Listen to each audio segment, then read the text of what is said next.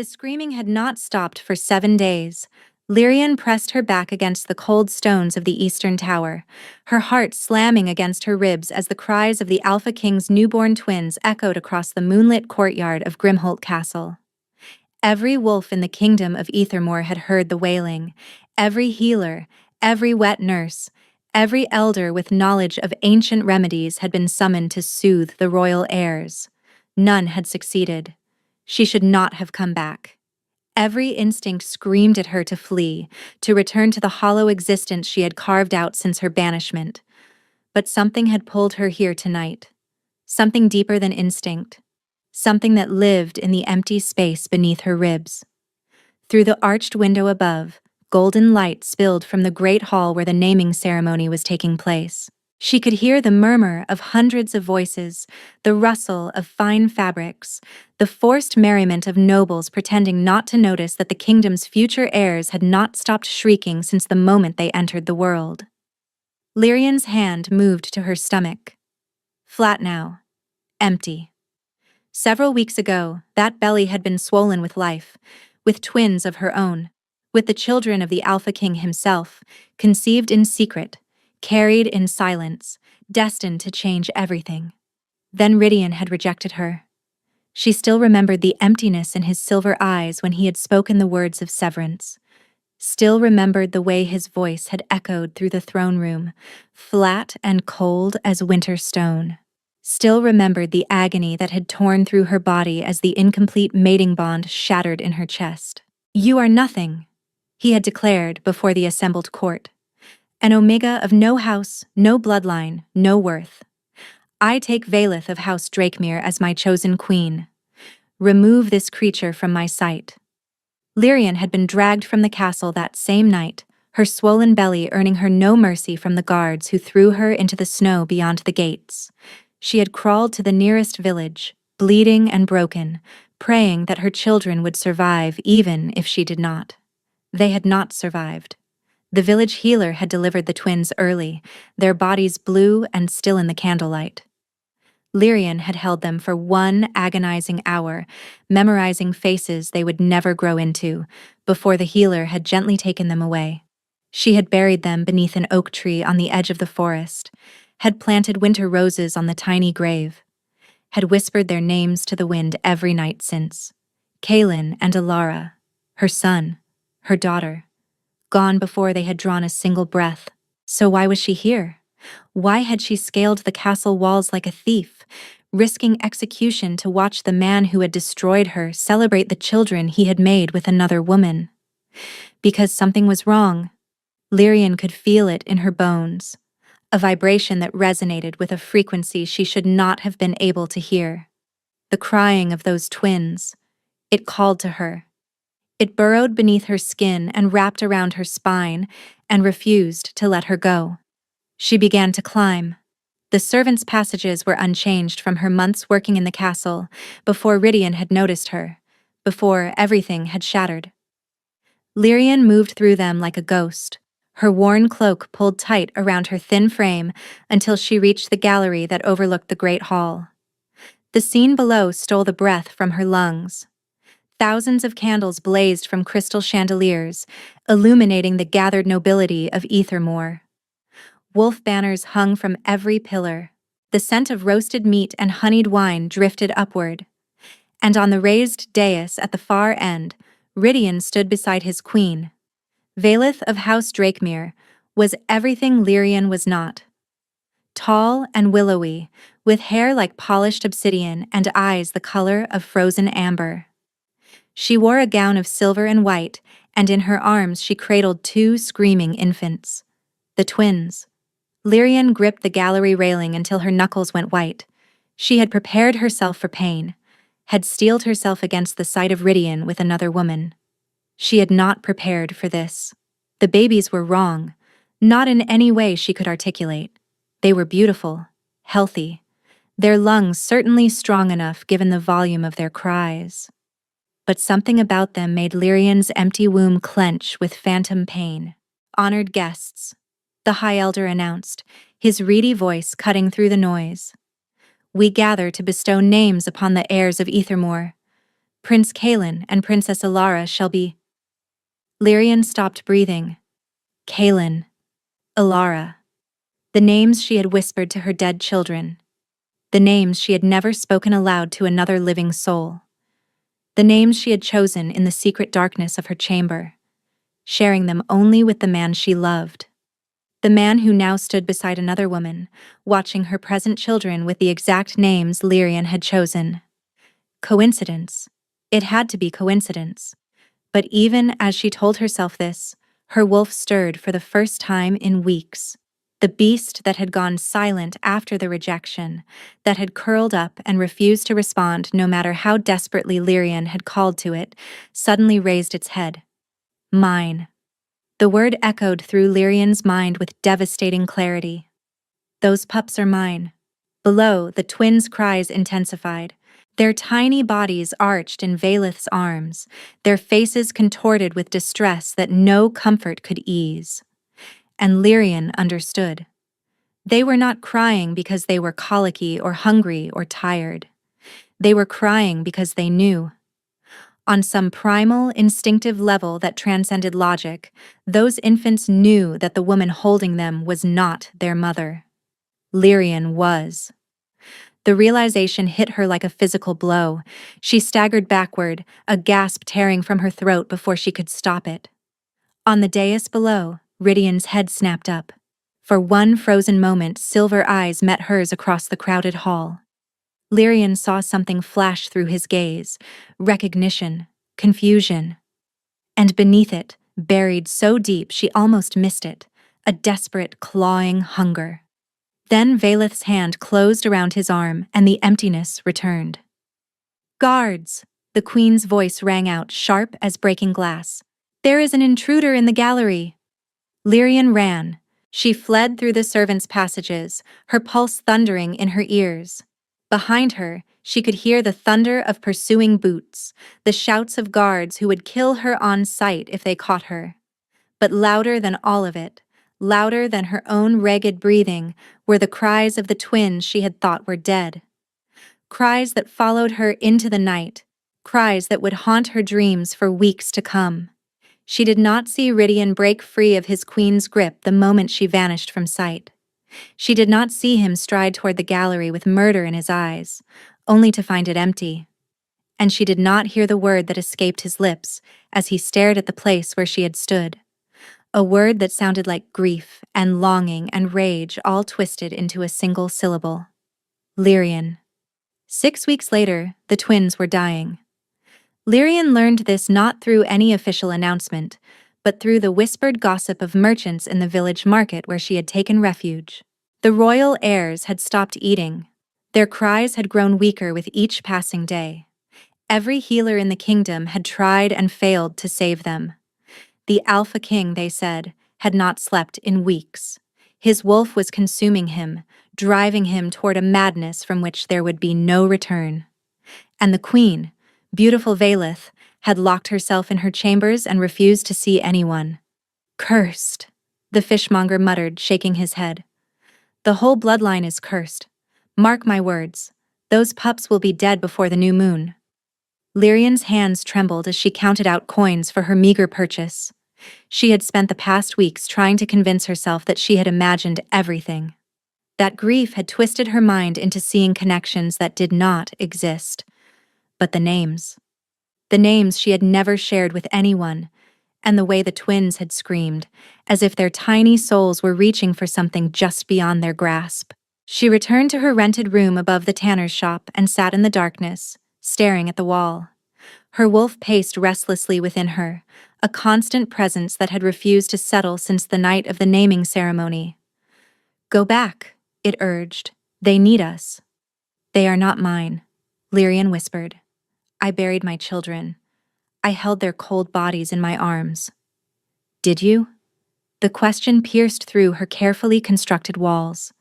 She tried to remember, tried to recall the faces of the stillborn infants the village healer had placed in her arms, but the memory was hazy, shrouded in the fog of exhaustion and grief and the herbs she had been given for the pain.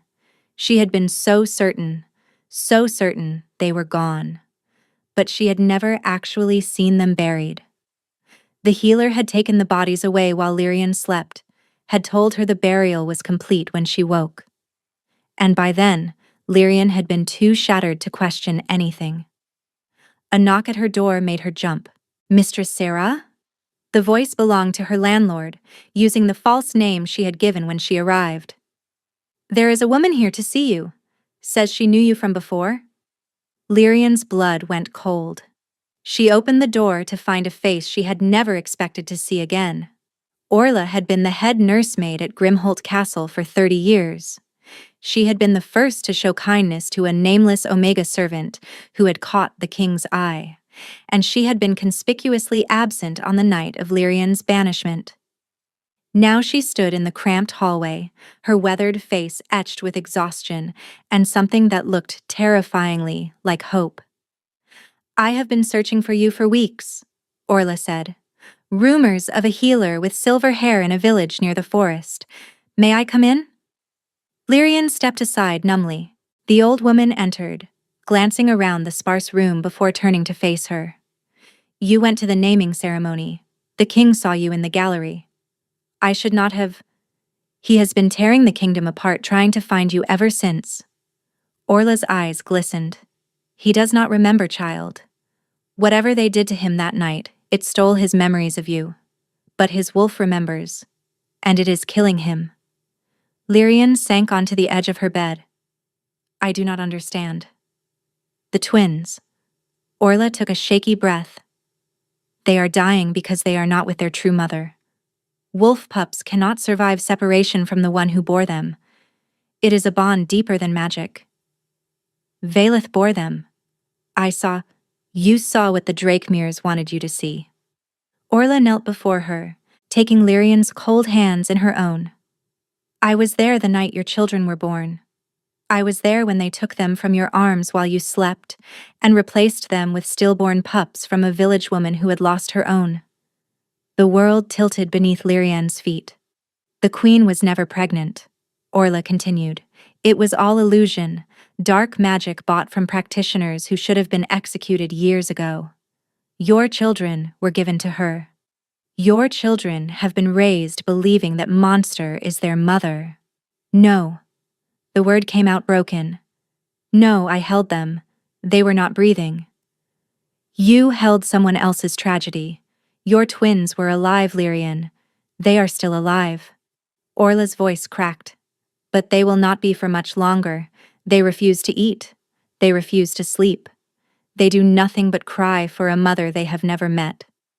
Lyrian was shaking now, tremors racking her body as the truth she had tried so hard to deny came crashing through her defenses.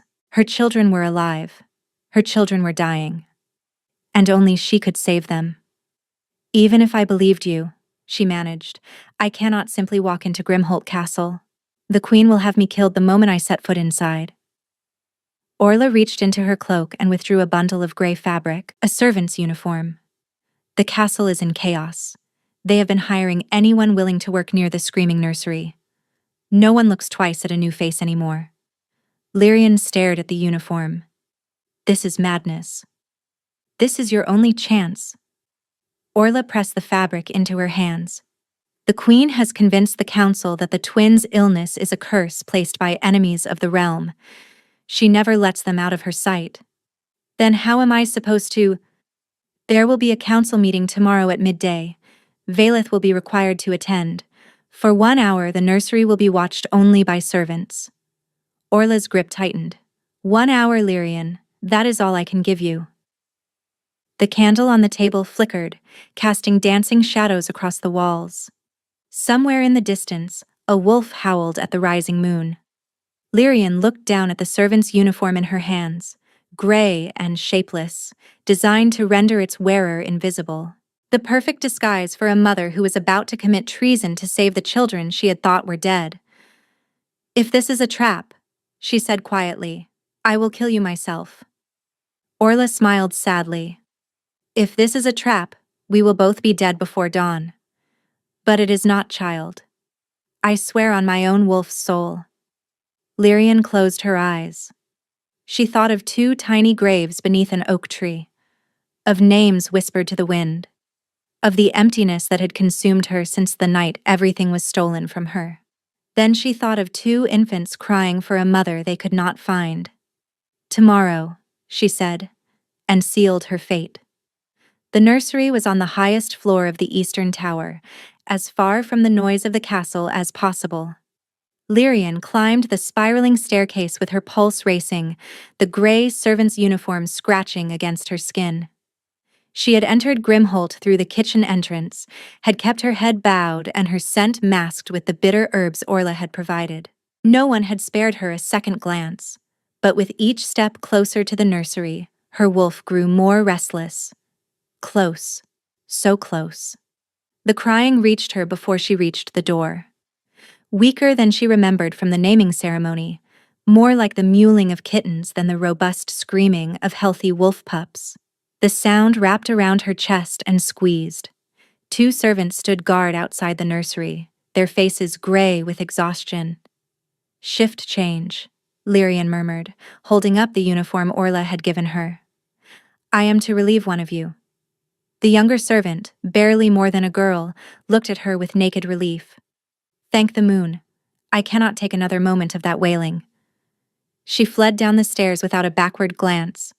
The remaining servant simply shrugged. "Good luck. Nothing helps. We have tried everything." "I will manage," Lyrian said. She pushed open the nursery door. The room was beautiful in the way only royal spaces could be. Silk curtains in silver and blue framed tall windows that overlooked the kingdom. Hand-carved furniture gleamed with polish.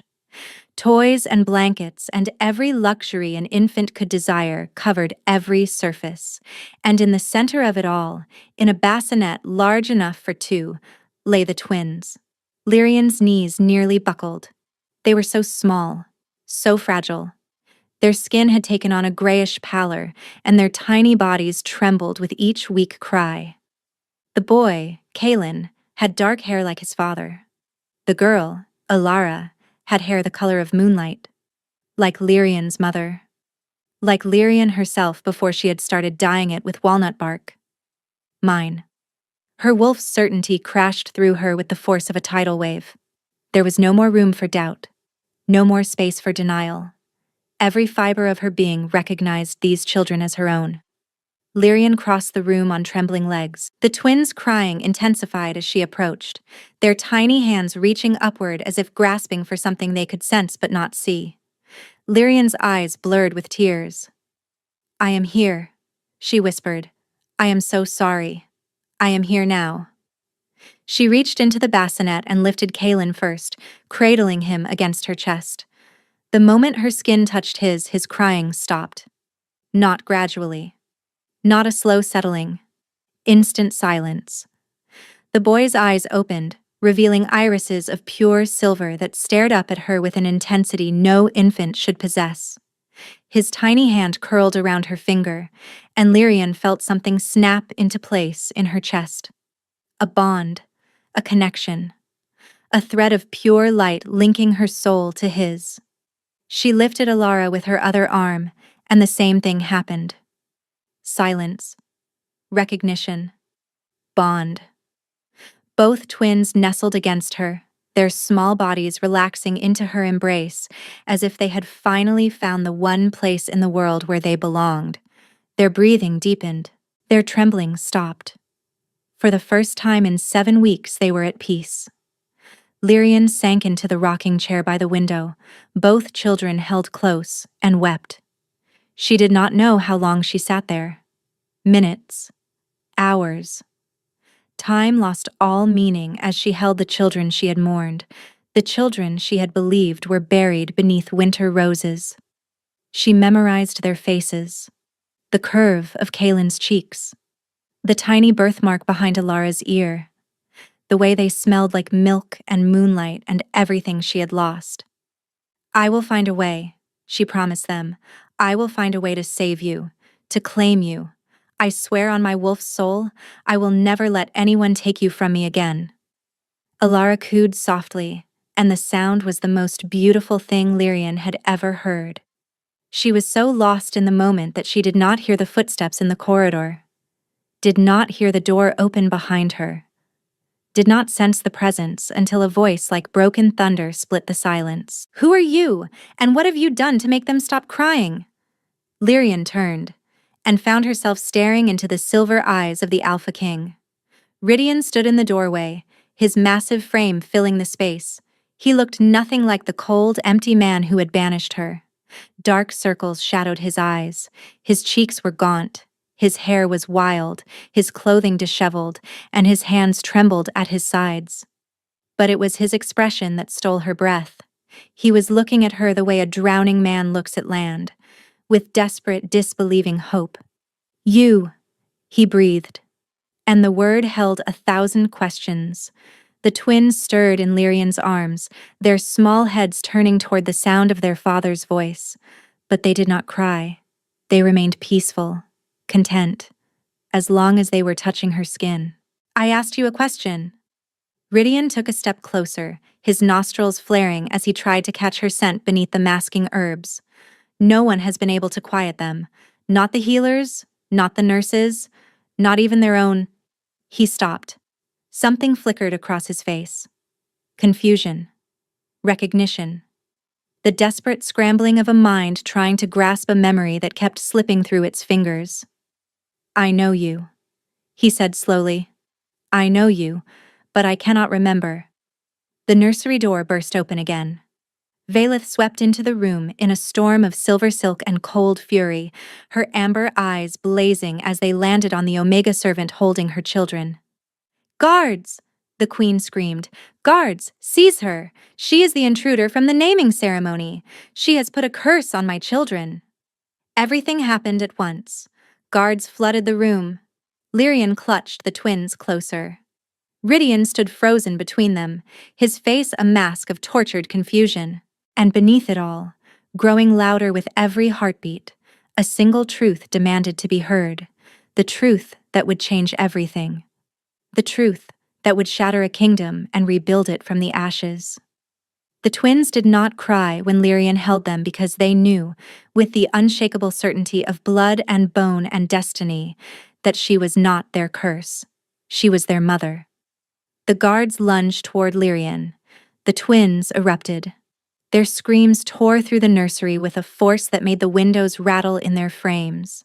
Not the weak mewling of sick infants, but the full-throated howls of wolf pups defending their pack. The sound hit the guards like a physical wall, making them stagger backward with hands pressed to their ears. "Silence them!" Valeth shrieked. "Take the woman and silence them!" A guard grabbed Lyrian's arm, trying to wrench her away from the bassinet. The moment his hand touched her, Alara's cry shifted into something else entirely. Something primal. Something ancient. Golden light exploded from the infant's tiny body. The guard flew backward, crashing into the wall hard enough to crack the stone. He slumped to the floor, unconscious, as the other guards froze in terrified confusion. Lyrian stared down at her daughter in shock.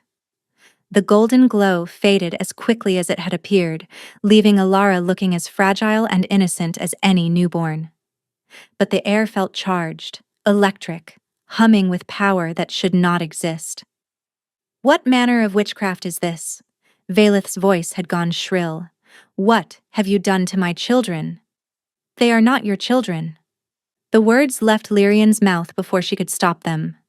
She was tired of hiding, tired of running, tired of pretending that every breath she took without her babies did not feel like drowning. "They have never been your children," she continued, her voice growing stronger. "That is why they cry when you hold them. That is why they are dying in your care. Because you stole them from their true mother and expected them to love you anyway." Valeth's beautiful face contorted with rage. "Execute her. Now." "No." The single word cut through the chaos like a blade. Everyone turned to Rydian. The Alpha King had not moved from his position near the door. His silver eyes were fixed on Lyrian with an intensity that made her skin burn.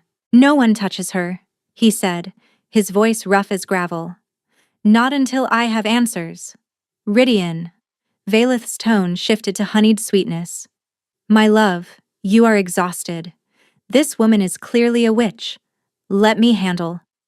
Why do they stop crying when she holds them? Valeth faltered. She has cast some spell. I have watched 17 healers and 32 nursemaids try to soothe those infants. Rydian's eyes never left Lyrian. None succeeded. Yet this stranger walks into the nursery and they fall silent within seconds. He stopped directly in front of her, so close she could feel the heat radiating from his body. Who are you? He demanded. The truth. Lyrian looked up into the face of the man she had loved. The man who had whispered promises in the darkness. The man who had torn her apart and did not even remember doing it. My name is Lyrian, she said quietly. And 9 months ago, you told me I was your fated mate. Something shattered behind Rydian's eyes.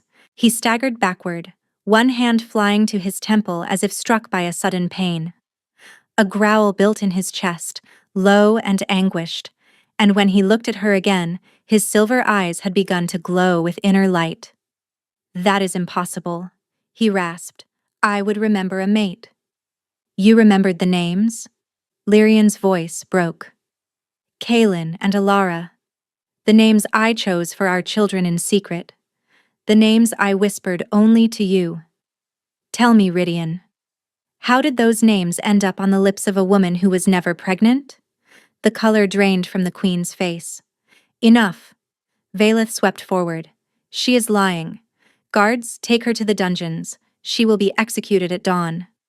If you take me from them, Lyrian said calmly, they will start dying again. Everyone in this room knows it. Then they will die, Valeth hissed. I will not have some Omega whore make claims on my throne. Valeth. The queen turned to her husband, expecting support. What she found made her take an involuntary step backward. Rydian's wolf was rising. His eyes blazed solid silver, and when he spoke, his voice carried the harmonic resonance of alpha command. She will not be executed. She will be held in the tower until I have investigated her claims. For a long moment, the king and queen stared at each other. Something ugly passed between them. Something that spoke of secrets and lies and a marriage built on foundations of sand. Valeth looked away first. The tower, she said coldly. Fine. But if those children die because of her witchcraft, I will tear her heart out myself. The guards took Lyrian's arms. As they led her toward the door, she cast one last look at the twins. I will come back. She promised them silently. I will always come back. The door closed behind her, and in the nursery, the wailing began again. The tower cell was cold but clean. Lyrian sat on the narrow bed and listened to the distant sound of the twins crying. It had not stopped since she was taken from them. The door to her cell opened without warning. Orla slipped through the gap, her lined face tight with fear. We do not have much time, the old nursemaid whispered. The queen has sent word to her father. Lord Drakemere rides for Grimholt with 2,000 warriors. He will arrive within the week. Lyrian's blood chilled. She is bringing an army? She knows her position is weakening. The king's wolf is fighting through whatever magic they use to suppress his memories. Orla pressed something cold into Lyrian's hand. A key. When the time comes, use this. The passage behind the loose stone leads to the servants' tunnels. I will not run. Not without my children. Then you will die, and those children will die with you. Orla gripped her shoulders. I am trying to find proof of what they did. But I need time. Footsteps echoed in the corridor outside. Orla vanished through the door as silently as she had entered, leaving Lyrian alone with a key and a prayer. The footsteps stopped outside her cell. The door swung open. Rydian stood in the torchlight, his silver eyes haunted by shadows. He looked worse than before. His skin was ashen, his movements unsteady, and when he looked at her, his gaze held the desperate hunger of a man starving for something he could not name. They will not stop crying, he said hoarsely. The healers say they will be dead within days if they continue refusing to eat. Lyrian's chest clenched. Let me go to them. The queen. We'll let them die before she admits the truth. Lyrian stepped toward him. You know something is wrong, Rydian. Your wolf knows. Why else would you be here? A shudder ran through his massive frame. I dream of you, he admitted, the words seeming to tear themselves from his chest. Every night since the naming ceremony. Dreams so vivid I wake with your name on my lips. His voice cracked. But I do not remember you. Because that memory was stolen from you. By whom? How? By the same people who stole our children from my arms and told me they were dead. Lyrian reached up to touch his face, then stopped herself. Let me show you. Let me touch the twins while you watch. See for yourself how they respond to their true mother. For a long moment, he said nothing. Somewhere far away, the twins continued their heartbreaking wails. 1 hour, he finally said. The queen sleeps.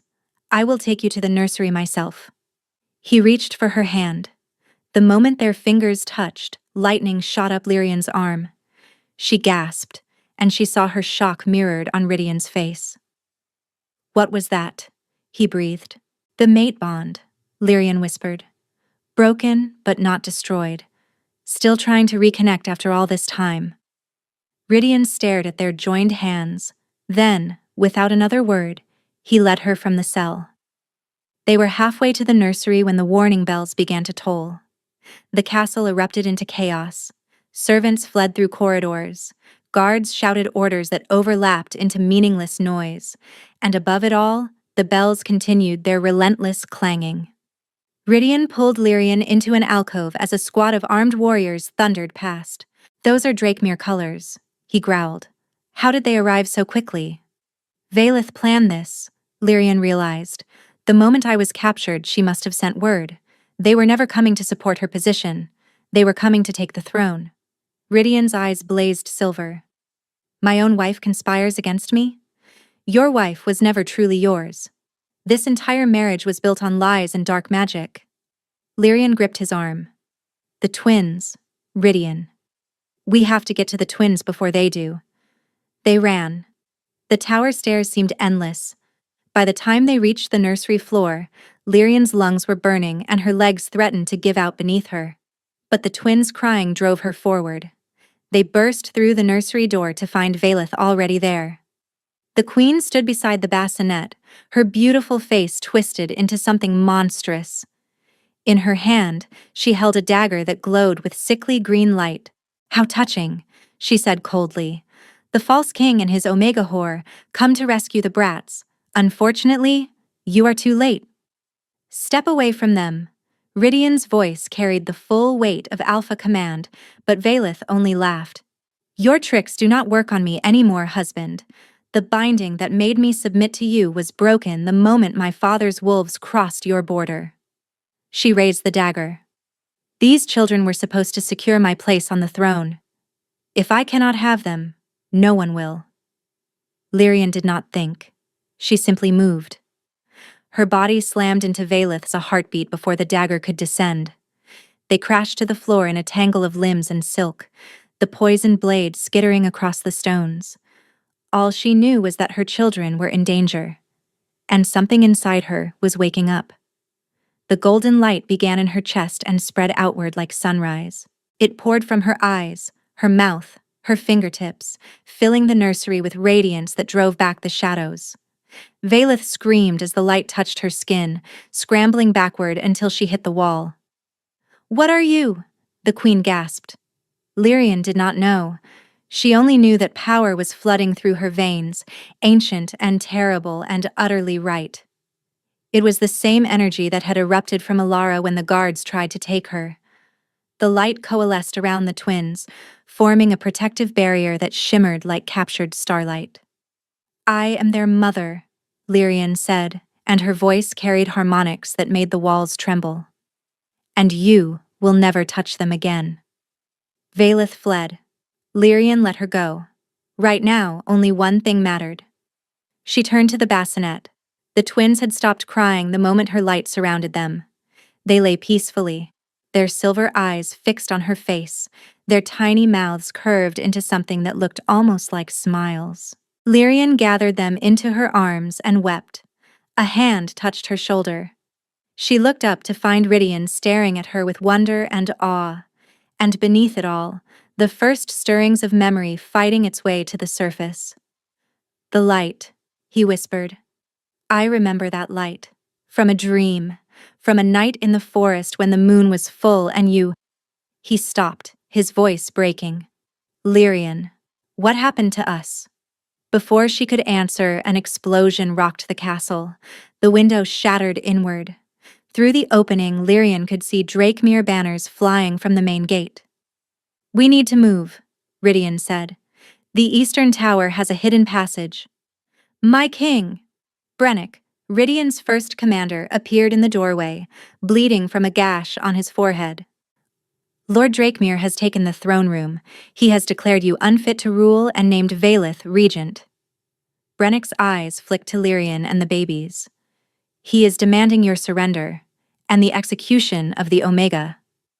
"Over my dead body," Rydian snarled. "That can be arranged," a new voice said. Lord Aldrich Drakemere stepped into the nursery, flanked by a dozen warriors in black armor. He was an older version of his daughter, with the same cold amber eyes. "My son-in-law," he said pleasantly. "You have caused my family a great deal of trouble. The spell we paid so dearly for was supposed to keep you compliant for decades." "You drugged me." Rydian's voice was deadly quiet. "You stole my memories. You gave my children to your daughter. Made you believe exactly what we needed you to believe." Drakemere shrugged. "The Drakemere bloodline deserves the throne. We simply expedited the process." Lyrian clutched the twins closer, her golden light flickering as exhaustion began to set in. "Now," Lord Drakemere continued, "you will surrender yourself to my custody. The Omega and the brats will be disposed of quietly." Rydian stepped in front of Lyrian and his children. "You will have to kill me first." "That was always the plan." Drakemere raised his hand. The black-armored warriors drew their swords. And in the distance, a horn sounded. Not a Drakemere horn. Not the castle defenders. Something older. Something wilder. Something that made Lord Drakemere's face go pale. "Impossible," he breathed. The wolves came from the forest like a silver tide. Hundreds of them. Thousands. Wolves of every size and color, their eyes blazing with ancient light as they poured through the broken gates of Grimholt. At their head ran a massive white wolf whose fur glowed with the same golden radiance that had erupted from Lyrian. "The wild packs," Brennick whispered in awe. "The wolves who answer to no king. They have not been seen in 300 years." Lord Drakemere's warriors broke formation, their training forgotten in the face of the impossible tide flowing toward them. Some tried to fight. Most simply ran. It did not matter. The wild packs showed no mercy. In the nursery, Lyrian stared at the chaos unfolding beyond the shattered window. The white wolf leading the charge, the golden glow surrounding its form. She knew that wolf. "Grandmother?" she breathed. The word triggered something in her memory. Stories her mother had told her as a child. Tales of a bloodline that stretched back to the first wolves. Of women who carried light in their veins and could call upon the wild packs in times of desperate need. Of Luna healers. Lyrian looked down at her daughter, at the tiny girl who had defended her mother with a burst of golden power. "We are Luna healers," she realized aloud. "The bloodline survived." Before Rydian could respond, Lord Drakemere lunged. The old wolf lord had not fled with his warriors. Instead, he had circled behind them during the chaos. His eyes blazed with desperate fury as he drew a blade identical to the one Valeth had carried. "If I cannot have the throne," he snarled, "then no one will." He hurled the poisoned dagger at the twins. Time slowed to a crawl.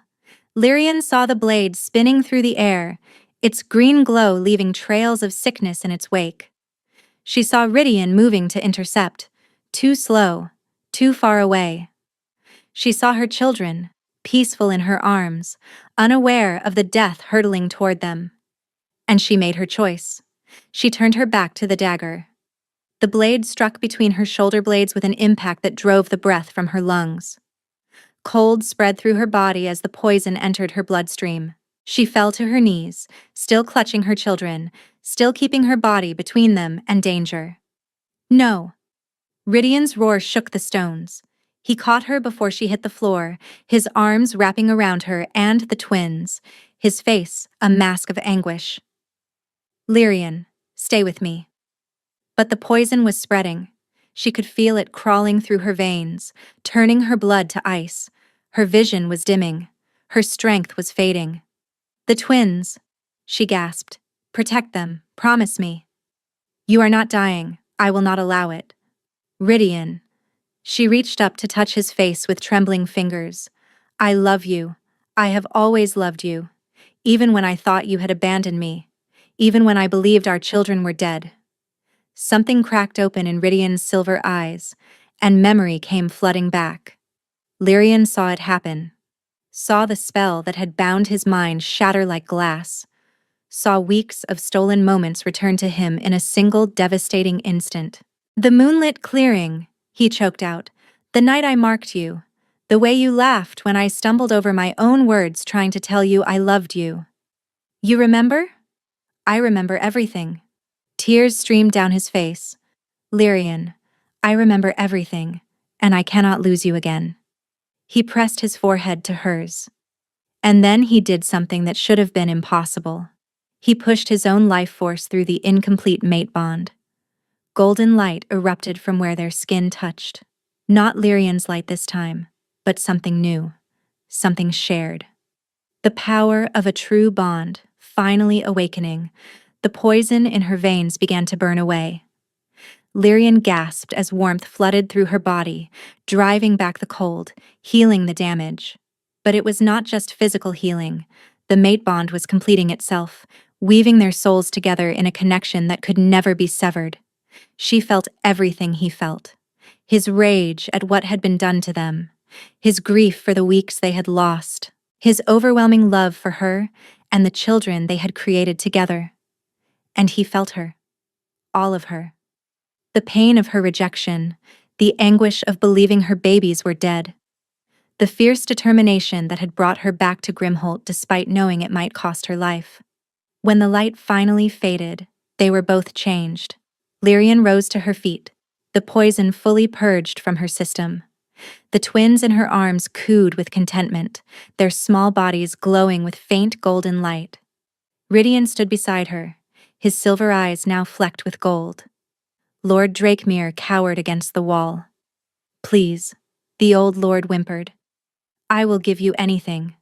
Just spare my life. Your family stole my memories, my mate. And my throne. Lyrian stepped toward him.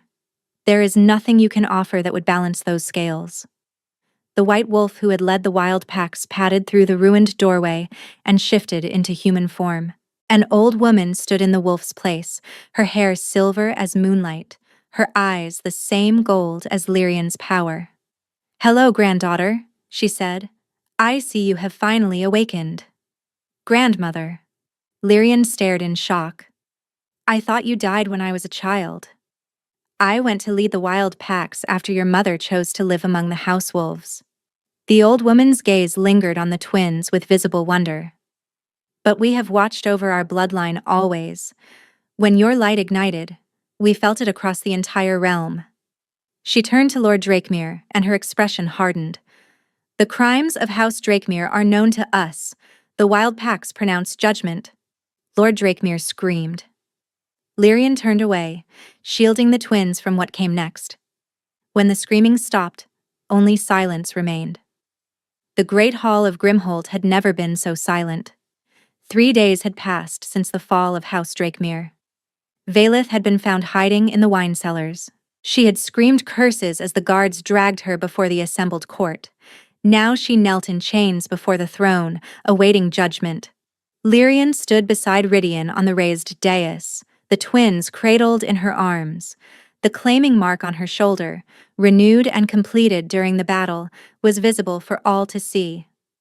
Vaelith of House Drakemere, Rydian announced, you have been found guilty of conspiracy against the crown, dark magic, theft of royal heirs, and attempted murder.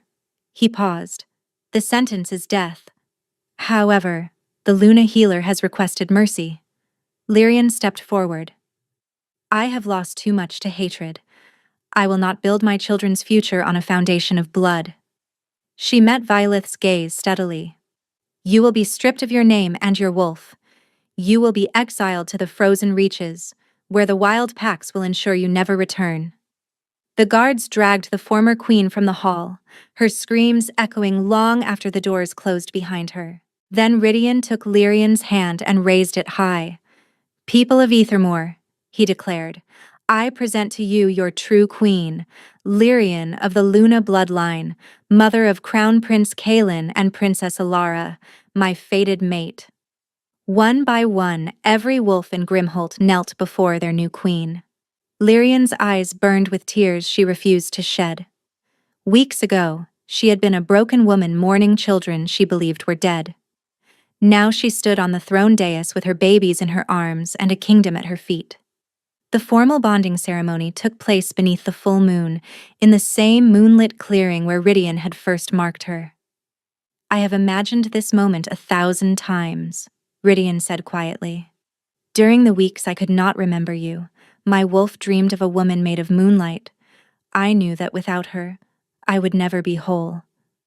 He took her hands. You are that woman, Lyrian, and I will spend every remaining day of my existence proving that I am worthy of your love.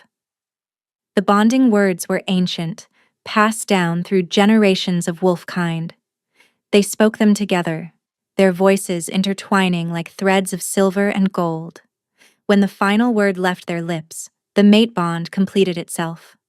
When they finally separated, the assembled wolves lifted their voices in a howl of celebration.